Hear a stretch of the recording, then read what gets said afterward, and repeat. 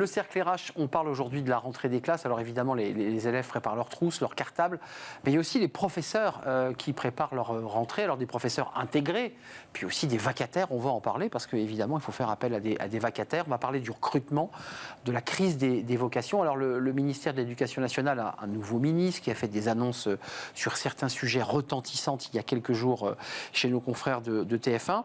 Avec une campagne de communication, vous l'avez vu, pour redorer le blason des professeurs.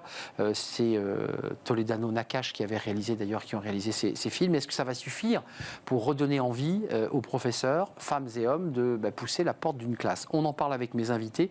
Elisabeth Alain Moreno, ravi de vous accueillir.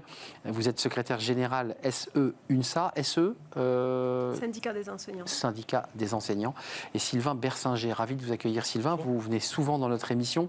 Chef économiste chez Asterès, mais vous avez été, vous, professeur, comme vous l'êtes d'ailleurs, vous, Elisabeth, professeur des écoles, vous avez été prof d'éco, c'est ça? Oui, SES, comme on appelait ça. SES. Voilà, maintenant tout a été chamboulé un peu dans le bac, mais économie en lycée, oui. Et ça vous étonne qu'on ne trouve plus de profs? Alors ça, c'était un peu un coup de gueule, parce que vous écrivez beaucoup. C'était presque un de vos premiers livres, celui-là, ou c'est un... Ouais, oui, parmi les premiers? Oui, il y en a eu d'autres, mais oui, plutôt... Édition Henrik B. Je vous donne juste la parole parce que vous avez claqué la porte, vous êtes parti faire autre chose, parce que vous êtes chez Asterès et on vous écoute souvent avec passion. Pourquoi vous étiez engagé d'abord? Pourquoi vous avez voulu devenir prof?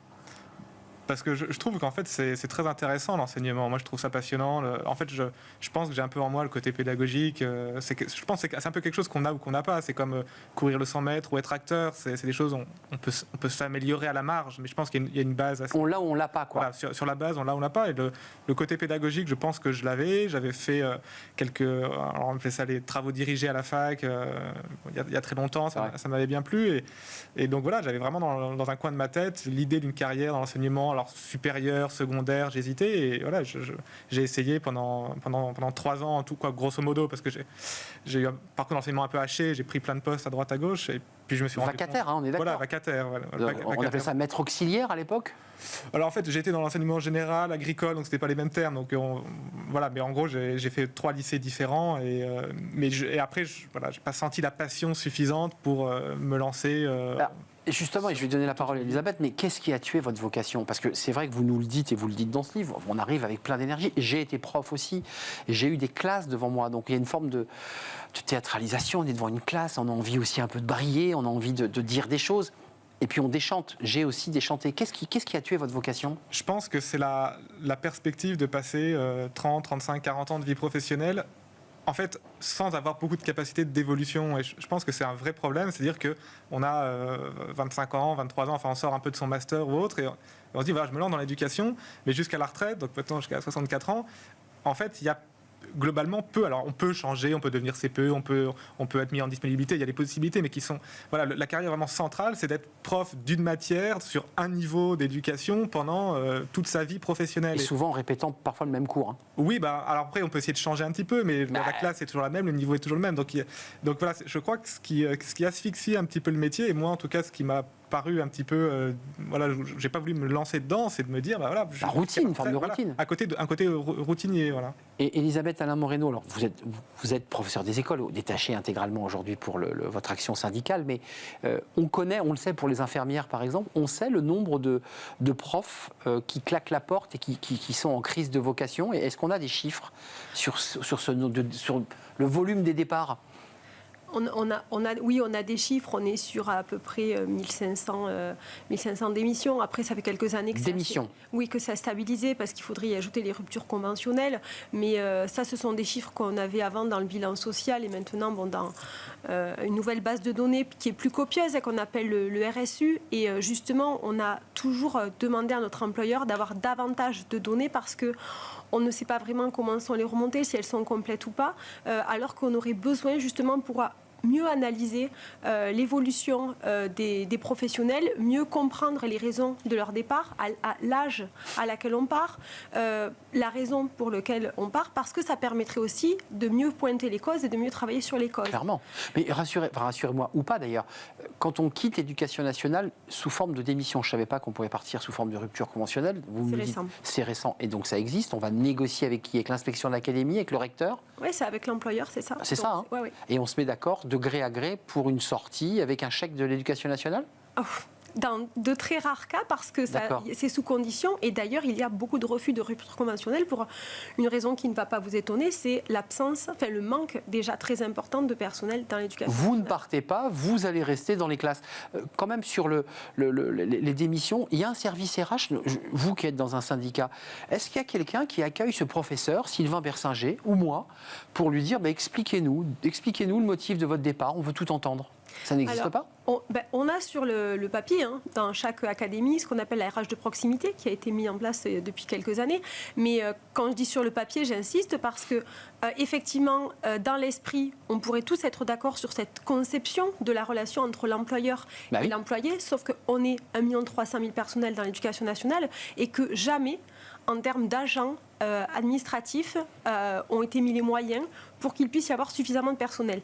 Et d'ailleurs, on tape toujours sur l'administration de l'éducation nationale et c'est important de rappeler que nos agents, nos collègues administratifs sont aussi en difficulté d'être en nombre insuffisant, avec des changements de métier permanents, des nouveaux outils qui arrivent, une absence de formation. Outils informatiques. Beaucoup de contractuels là aussi.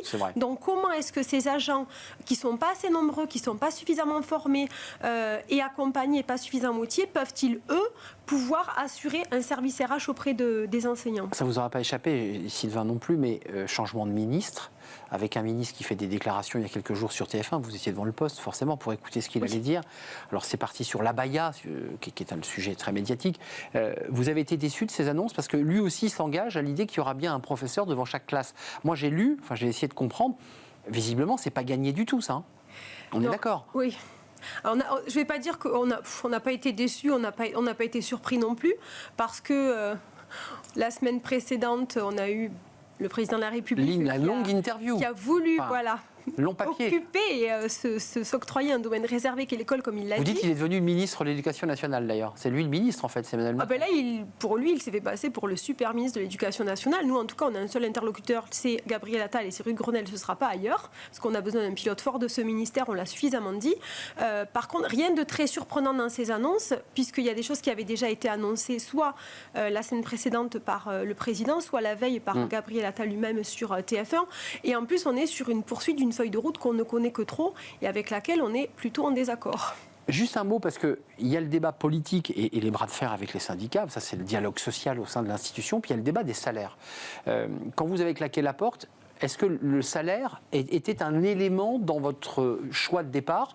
Parce que c'est vrai que quand on regarde la grille des salaires en démarrage, je dis bien en démarrage, il suffit d'habiter dans une grande métropole ou à Paris, on a du mal à trouver un logement quand même. Hein. Alors, à titre personnel, c'était pas le sujet principal. Moi, j'ai fait des études en éco-finance et je suis allé enseigner en lycée. Donc, je savais clairement que je prenais pas la voie la plus rémunératrice. J'ai des copains de fac qui sont partis en salle de marché à Londres ou à Singapour. Je sais très bien que c'était pas du tout les mêmes salaires. Donc, à titre personnel, donc il y avait une vraie vocation qui vous habitait. Je me fais pas d'illusions. Je pense que les salaires sont importants. Clairement, s'il y avait plus de moyens, ça arrangerait les choses.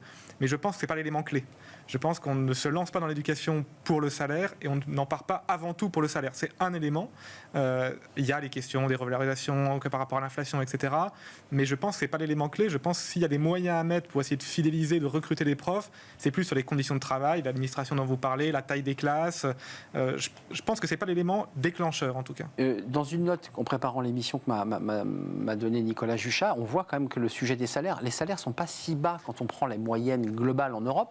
Les profs français ne sont pas aussi mal lotis que parfois on l'entend. En fait, c'est vrai que j'ai fait cette note. Je crois qu'il y a je ne sais pas vous l'attribuer, mais... Non, mais c'est une note d'astérisque que j'ai faite. Il y a un écart, selon, quand on compare avec l'OCDE, donc l'ensemble des pays développés, européens, et puis nord-américains, Océanie, etc., si on regarde les salaires statutaires, il y a effectivement un écart assez important, à peu près de 10%. Mais si on prend les salaires effectivement versés avec prime, l'écart il est à peu près de 2%. Donc les primes compensent. En grande partie, oui. Donc il y a toujours un petit écart, alors qui peut s'expliquer aussi par des écarts de salaire globaux, mais voilà. Je crois que le panorama est très différent selon qu'on prend quel type de salaire on regarde. Je suis d'accord. Un mot quand même, parce que j'aimerais qu'on parle aussi des 4 académies sur lesquelles on voit qu'il y a de grosses difficultés. Versailles, Créteil, Mayotte et j'oublie une dernière académie où on voit qu'il y a des difficultés de recrutement. Un mot sur l'idée qu'avait eue Pape Ndiaye et qui visiblement est en train d'être reprise, c'est qu'il faudra remplacer, lorsqu'il y aura de courtes absences de moins de 15 jours, il faudra que des professeurs volontaires inscrits sur une liste viennent compenser les heures de cours manquantes par le prof absent. Et à l'époque, vous vous en souvenez, on avait raillé, le prof de maths ira faire du sport, le prof de sport donnera des cours de géo, enfin tout ça avait été un peu ridicule, mais le sujet est encore sur la table. Vous le soutenez, ce projet ? Faire en sorte que les élèves puissent avoir un professeur lorsque leur prof de maths est absent, bien on le remplace par un prof de l'établissement. Vous le soutenez, ce projet, ou pas ? En fait, c'est même pas une question de le soutenir ou pas, parce que c'est déjà le cas. C'est-à-dire que, et c'est de toute façon, comme à chaque fois qu'on a un nouveau ministre qui arrive, on a l'impression qu'il y a quelque chose de nouveau qui va être mis en place et qui va tout solutionner. Là, aujourd'hui, on a un dispositif qui s'appelle donc le RCD, le remplacement de courte durée, qui est censé venir répondre aux 15 millions d'heures qu'on ne sait pas comment elles ont été calculées. C'est trop, c'est exagéré ? C'est surtout que le mode de calcul, on l'attend. Mais c'est à la hausse ou c'est à la baisse, ce calcul ? Visiblement, de ce qu'a dit le ministre lundi, c'est à la hausse, puisqu'il a parlé de passer de 12 millions à 15 millions. En tout cas, nous, on n'a jamais eu la formule qui a permis de le trouver. Quoi qu'il en soit, c'est une réalité qu'il y a beaucoup d'heures d'enseignants qui ne sont pas remplacés et des enseignants qui sont très souvent sur de la formation, sur des missions comme de la surveillance de jury, d'examen. Et donc, forcément, c'est lié au fonctionnement du système. Donc, c'est les premiers pénalisés sont les élèves, mais aussi les enseignants. Donc, il y avait déjà, avant cette mesure du RCD, ce dispositif, il y avait déjà des organisations sur les établissements. Qui permettaient de suppléer ou de toute façon, et de combler le trou, quoi. Voilà, un collègue qui ne peut pas faire son heure de français, de maths, d'anglais parce qu'il doit surveiller un examen ou parce qu'il est sur une formation, soit il s'entendait déjà avec sa classe, avec ses élèves, avec l'accord du chef d'établissement pour rattraper l'heure, ce qui fonctionnait très bien parce qu'on a quand même tous le souci en tant qu'enseignant que nos élèves aient leurs heures de cours, soit il proposait à un collègue d'inverser l'horaire. Donc il y avait des choses qui se faisaient déjà. Je ne veux pas qu'on se quitte sans parler de Créteil et de Versailles, qui sont les académies de la banlieue parisienne, et on voit là aussi qu'il y a un très très fort taux de démission, de difficulté des enseignants à pouvoir faire classe dans de bonnes conditions et même parfois de pouvoir faire leurs cours. Je pense évidemment, j'ai une pensée pour Samuel Paty. Ça aussi, c'est un sujet de démission des professeurs qui disent, après tout, dans ces académies, si on me propose d'y aller, j'y vais pas.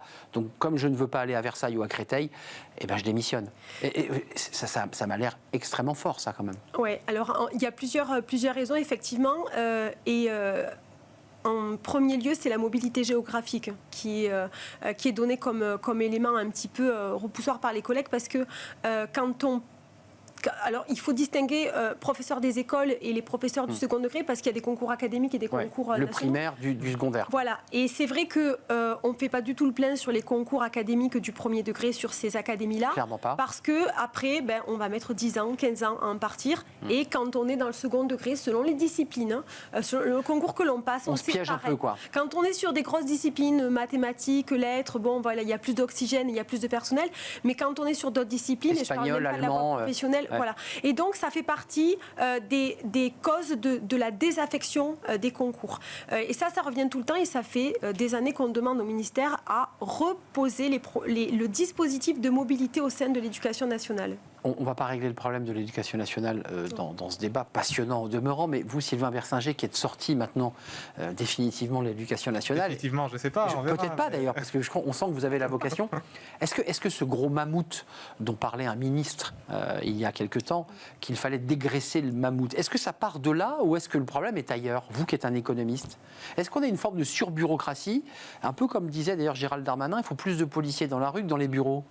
Alors, sur bureaucratie, je ne sais pas, je sais pas si le terme est bon, mais je pense que mon sentiment, qui est le mien, mais quand j'ai discuté avec beaucoup de collègues en salle des profs, je pense qu'il est quand même partagé par un certain nombre de collègues, c'est d'avoir une capacité de pouvoir changer. C'est-à-dire, je suis prof 10 ans, peut-être que j'ai envie de faire un autre métier pendant 10 ans, de revenir... Mais je reviens. Alors, il y a des possibilités de mise en disponibilité, etc., mais c'est pas forcément facile, c'est pas forcément entrer dans les habitudes ni des profs, ni des employeurs du secteur privé aussi d'ailleurs, parce que pour un prof qui va dans le privé, il est souvent un peu étiqueté gréviste, enfin c'est la caricature, mais voilà, il y a ces caricatures-là. Donc je pense que ce qu'il faut essayer, alors c'est pas Gabriel Attal qui va le régler en un mois à l'été, hein, mais c'est je pense, donner un petit peu d'air et de souplesse. Et moi, j'aime beaucoup le système de l'enseignement agricole dans lequel j'ai passé 1 an, que je trouve plus souple. Et alors qui est souvent vu avec un peu de dédain.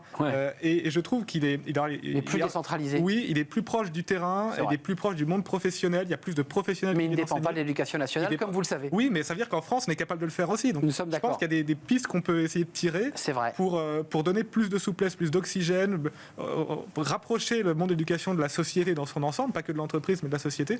Et je pense qu'on motivera plus de profs et on pourra aussi aller capter des professionnels de l'extérieur qui ont envie d'enseigner. Il y a plein de gens qui ont envie d'enseigner. Merci d'être venu sur le plateau. C'est vrai qu'il y a aussi des gens qui ont poussé la porte là, ces derniers mois pour faire les fameux 7 jours de formation en disant j'en ai marre de l'entreprise, je veux voir des élèves. En tout cas, voilà, il y a encore des vocations, même si, vous l'évoquiez Elisabeth, il n'y aura peut-être pas assurément un prof devant chaque élève, chaque classe.